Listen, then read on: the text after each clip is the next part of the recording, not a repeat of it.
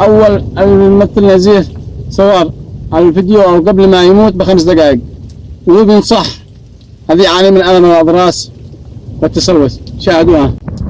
يا شباب هذه علاجنا للسه يبيض الأسنان ويبيض كل حاجة. تعالوا تدقوا هذا العلاج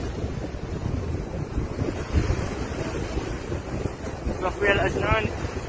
شاهدوها، شاهدوا المقطع بعد وفاة الممثل نزيه سوار بعد ما أتوفى في البحر. شاهدوا يا جماعة.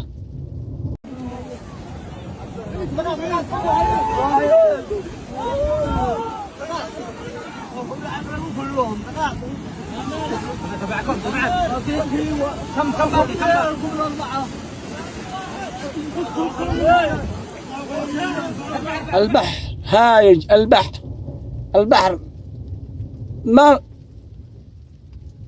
الآدمي عدم حياته وخسر حياته. شاهدوا بعد 5 دقائق فقط ماذا صار لنزيه. رحمة الله تخشاك يا نزيه.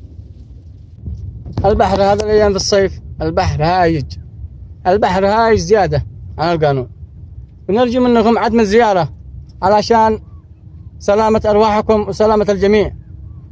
نصيحتي أن تأجلوا الزيارة. في زيارة عادي يا أخي، زور البحر، بس يمكن إنك ما تدخلش للبحر نفسه. البحر ممنوع إنك تدخله هذا الأيام الصيف أيام هيجان البحر، والبحر إذا هاج خسروا الجميع حياتهم. ونرجو من الجميع أن يبتعدوا عن هذا الشيء والبحر لما يتم مرحلة الصيف هذا. وعادي يا أخي ادخل سبح على ما اشتهيك. هكذا هي الدنيا.